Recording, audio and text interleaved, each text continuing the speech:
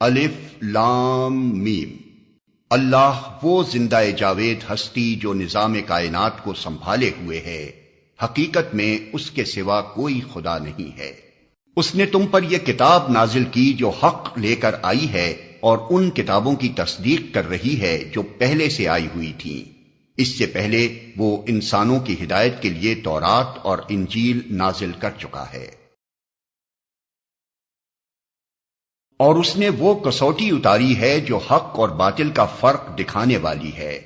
اب جو لوگ اللہ کے فرامین کو قبول کرنے سے انکار کریں ان کو یقیناً سخت سزا ملے گی۔ اللہ بے پناہ طاقت کا مالک ہے اور برائی کا بدلہ دینے والا۔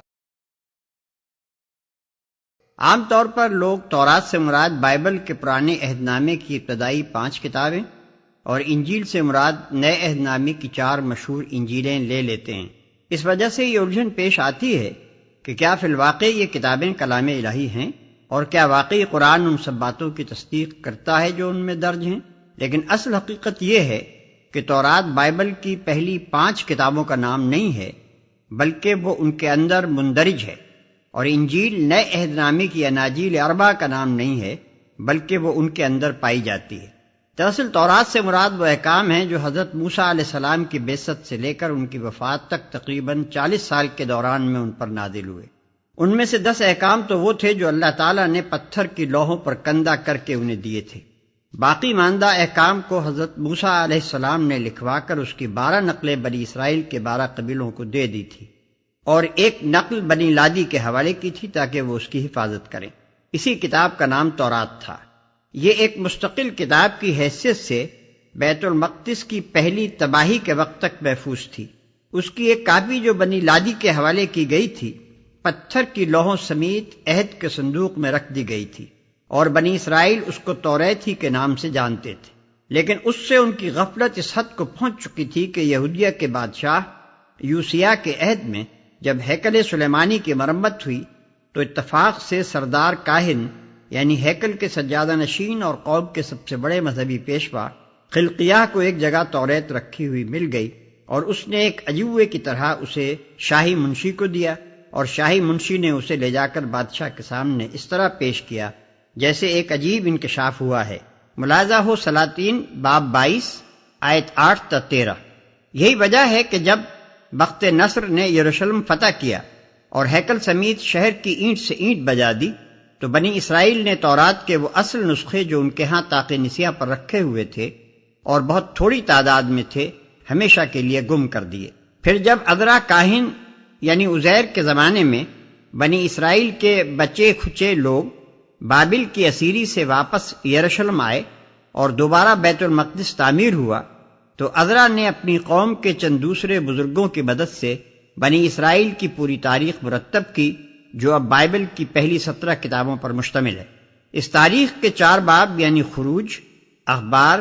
گنتی اور استثناء حضرت موسیٰ علیہ السلام کی سیرت پر مشتمل ہیں، اور اس سیرت ہی میں تاریخ نزول کی ترتیب کے مطابق تورات کی وہ آیات بھی حسب موقع درج کر دی گئی ہیں جو عذرا اور ان کے مددگار بزرگوں کو دستیاب ہو سکیں۔ بس دراصل اب تورات ان منتشر اجزاء کا نام ہے جو سیرت موسیٰ علیہ السلام کے اندر بکھرے ہوئے ہیں۔ ہم انہیں صرف اس علامت سے پہچان سکتے ہیں کہ اس تاریخی بیان کے دوران میں جہاں کہیں سیرت موسوی کا مصنف کہتا ہے کہ خدا نے موسیٰ سے یہ فرمایا، یا موسیٰ نے کہا کہ خداوند تمہارا خدا یہ کہتا ہے، وہاں سے تورات کا ایک جز شروع ہوتا ہے، اور جہاں پھر سیرت کی تقریر شروع ہو جاتی ہے وہاں وہ جز ختم ہو جاتا ہے۔ بیچ میں جہاں کہیں کوئی چیز بائبل کے مصنف نے تفسیر و تشریح کے طور پر بڑھا دی ہے وہاں ایک عام آدمی کے لیے یہ تمیز کرنا سخت مشکل ہے کہ آیا یہ اصل تورات کا حصہ ہے یا شرح و تفسیر۔ تاہم جو لوگ کتب آسمانی میں بصیرت رکھتے ہیں وہ ایک حد تک صحت کے ساتھ یہ معلوم کر سکتے ہیں کہ ان اجزاء میں کہاں کہاں تفسیری و تشریحی اضافے ملحق کر دیے گئے ہیں۔ قرآن انہی منتشر اجزاء کو تورات کہتا ہے اور انہی کی وہ تصدیق کرتا ہے، اور حقیقت یہ ہے کہ ان اجزاء کو جمع کر کے جب قرآن سے ان کا مقابلہ کیا جاتا ہے تو بجز اس کے کہ بعض مقامات پر جزوی احکام میں اختلاف ہے، اصولی تعلیمات میں دونوں کتابوں کے درمیان یکسر منہ فرق نہیں پایا جاتا۔ آج بھی ایک ناظر صریح طور پر محسوس کر سکتا ہے کہ یہ دونوں چشمے ایک ہی منبع سے نکلے ہوئے ہیں۔ اسی طرح انجیل دراصل نام ہے ان الہامی خطبات اور اقوال کا جو مسیح علیہ السلام نے اپنی زندگی کے آخری 2.5-3 برس میں بحیثیت نبی ارشاد فرمائے۔ وہ کلمات طیبات آپ کی زندگی میں لکھے اور مرتب کیے گئے تھے یا نہیں، اس کے متعلق اب ہمارے پاس کوئی ذریعہ معلومات نہیں ہے۔ ممکن ہے بعض لوگوں نے انہیں نوٹ کر لیا ہو، اور ممکن ہے کہ سننے والے معتقدین نے ان کو زبانی یاد کر رکھا ہو۔ بہرحال ایک مدت کے بعد جب آن جناب کی سیرت پاک پر مختلف رسالے لکھے گئے تو ان میں تاریخی بیان کے ساتھ ساتھ وہ خطبات اور ارشادات بھی جگہ جگہ حسب موقع درج کر دیے گئے جو ان رسالوں کے مصنفین تک زبانی روایات اور تحریری یادداشتوں کے ذریعے سے پہنچے تھے۔ آج متی، مرقس، لوقا اور یوحنا کی جن کتابوں کو اناجیل کہا جاتا ہے، دراصل انجیل وہ نہیں ہے، بلکہ انجیل حضرت مسیح کے وہ ارشادات ہیں جو ان کے اندر درج ہیں۔ ہمارے پاس ان کو پہچاننے اور مصنفین سیرت کے اپنے کلام سے ان کو ممیز کرنے کا اس کے سوا کوئی ذریعہ نہیں ہے کہ جہاں سیرت کا مصنف کہتا ہے کہ مسیح نے یہ فرمایا یا لوگوں کو یہ تعلیم دی، صرف وہی مقامات اصل انجیل کے اجزاء ہیں۔ قرآن انہی اجزاء کے مجموعے کو انجیل کہتا ہے اور انہی کی وہ تصدیق کرتا ہے۔ آج کوئی شخص ان بکھرے ہوئے اجزاء کو مرتب کر کے قرآن سے ان کا مقابلہ کر کے دیکھے تو وہ دونوں میں بہت ہی کم فرق پائے گا، اور جو تھوڑا بہت فرق محسوس ہوگا وہ بھی غیر متعصبانہ غور و تأمل کے بعد بآسانی حل کیا جا سکے گا۔ زمین اور آسمان کی کوئی چیز اللہ سے پوشیدہ نہیں، یعنی وہ کائنات کی تمام حقیقتوں کا جاننے والا ہے، لہذا جو کتاب اس نے نازل کی ہو وہ سراسر حق ہی ہونی چاہیے، بلکہ خالص حق صرف اسی کتاب میں انسان کو میسر آ سکتا ہے جو اس علیم و دانا کی طرف سے نازل ہو۔ وہی تو ہے جو تمہاری ماؤں کے پیٹ میں تمہاری صورتیں جیسی چاہتا ہے بناتا ہے، اس زبردست حکمت والے کے سوا کوئی اور خدا نہیں ہے۔ تمہاری صورتیں جیسی چاہتا ہے بناتا ہے۔ اس میں دو اہم حقیقتوں کی طرف اشارہ ہے، ایک یہ کہ تمہاری فطرت کو جیسا وہ جانتا ہے نہ کوئی دوسرا جان سکتا ہے نہ تم خود جان سکتے ہو، لہذا اس کی رہنمائی پر اعتماد کیے بغیر تمہارے لیے کوئی چارہ نہیں ہے۔ دوسرے یہ کہ جس نے تمہارے استقرار حمل سے لے کر بعد کے مراحل تک ہر موقع پر تمہاری چھوٹی سے چھوٹی ضرورتوں تک کو پورا کرنے کا اہتمام کیا، کس طرح ممکن تھا کہ وہ دنیا کی زندگی میں تمہاری ہدایت اور رہنمائی کا انتظام نہ کرتا، حالانکہ تم سب سے بڑھ کر اگر کسی چیز کے محتاج ہو تو وہ یہی ہے۔ وہی خدا ہے جس نے یہ کتاب تم پر نازل کی ہے۔ اس کتاب میں دو طرح کی آیات ہیں، ایک محکمات جو کتاب کی اصل بنیاد ہیں، اور دوسری متشابہات۔ جن لوگوں کے دلوں میں ٹیڑھ ہے وہ فتنے کی تلاش میں ہمیشہ متشابہات ہی کے پیچھے پڑے رہتے ہیں اور ان کو معنی پہنانے کی کوشش کیا کرتے ہیں، حالانکہ ان کا حقیقی مفہوم اللہ کے سوا کوئی نہیں جانتا۔ بخلاف اس کے جو لوگ علم میں پختہ کار ہیں وہ کہتے ہیں کہ ہمارا ان پر ایمان ہے، یہ سب ہمارے رب ہی کی طرف سے ہیں، اور سچ یہ ہے کہ کسی چیز سے صحیح سبق صرف دانش مند لوگ ہی حاصل کرتے ہیں۔ محکم پکی اور پختہ چیز کو کہتے ہیں۔ آیات محکمات سے مراد وہ آیات ہیں جن کی زبان بالکل صاف ہے، جن کا مفہوم متعین کرنے میں کسی اشتباہ کی گنجائش نہیں ہے، جن کے الفاظ معنی و مدعا پر صاف اور صریح دلالت کرتے ہیں، جنہیں تعویلات کا تختہ مشق بنانے کا موقع مشکل ہی سے کسی کو مل سکتا ہے۔ یہ آیات کتاب کی اصل بنیاد ہیں،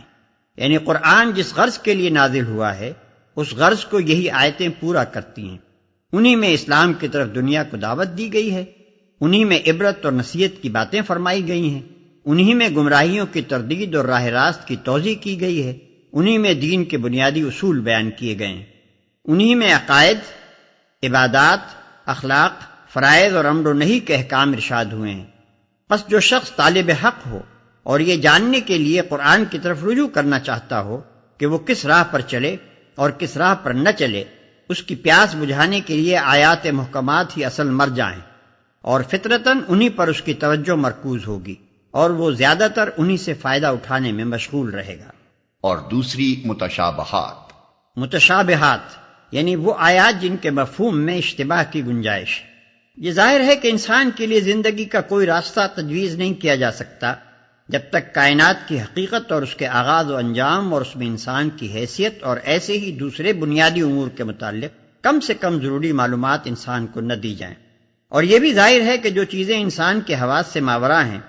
جو انسانی علم کی گرفت میں نہ کبھی آئی ہیں نہ آ سکتی ہیں، جن کو اس نے نہ کبھی دیکھا، نہ چھوا، نہ چکھا، ان کے لیے انسانی زبان میں نہ ایسے الفاظ مل سکتے ہیں جو انہی کے لیے وضع کیے گئے ہوں، اور نہ ایسے معروف اسالیب بیان مل سکتے ہیں جن سے ہر سامع کے ذہن میں ان کی صحیح تصویر کھنچ جائے۔ لامحالہ یہ ناگزیر ہے کہ اس نوعیت کے مضامین کو بیان کرنے کے لیے الفاظ اور اسالیب بیان وہ استعمال کیے جائیں جو اصل حقیقت سے قریب تر مشابہت رکھنے والی محسوس چیزوں کے لیے انسانی زبان میں پائے جاتے ہیں۔ چنانچہ مابعد الطبعی مسائل کے بیان میں قرآن کے اندر ایسی ہی زبان استعمال کی گئی ہے،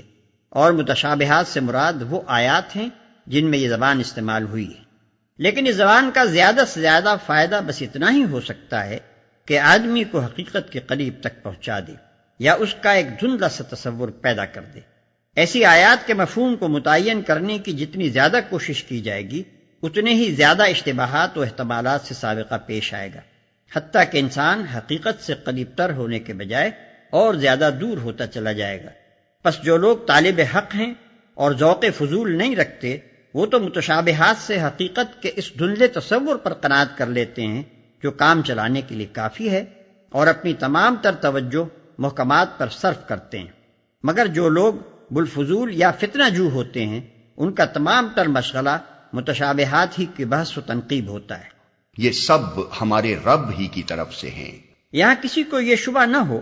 کہ جب وہ لوگ متشابہات کا صحیح مفہوم جانتے ہی نہیں تو ان پر ایمان کیسے لے آئے۔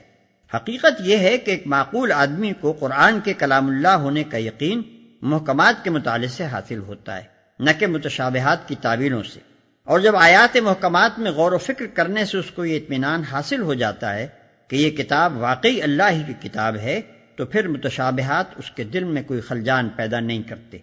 جہاں تک ان کا سیدھا سادھا مفہوم اس کی سمجھ میں آ جاتا ہے، اس کو وہ لے لیتا ہے، اور جہاں پیچیدگی رونما ہوتی ہے وہاں کھوج لگانے اور منہ شگافیاں کرنے کے بجائے وہ اللہ کے کلام پر مجمل ایمان لا کر اپنی توجہ کام کی باتوں کی طرف پھیر دیتا ہے۔ وہ اللہ سے دعا کرتے رہتے ہیں کہ پروردگار، جب تو ہمیں سیدھے رستے پر لگا چکا ہے تو پھر کہیں ہمارے دلوں کو کجی میں مبتلا نہ کر دیجیو، ہمیں اپنے خزانہ فیض سے رحمت عطا کر کہ تو ہی فیاض حقیقی ہے۔ پروردگار، تو یقیناً سب لوگوں کو ایک روز جمع کرنے والا ہے جس کے آنے میں کوئی شبہ نہیں، تو ہرگز اپنے وعدے سے ٹلنے والا نہیں ہے۔ جن لوگوں نے کفر کا رویہ اختیار کیا ہے، انہیں اللہ کے مقابلے میں نہ ان کا مال کچھ کام دے گا نہ اولاد، وہ دوزخ کا ایندھن بن کر رہیں گے۔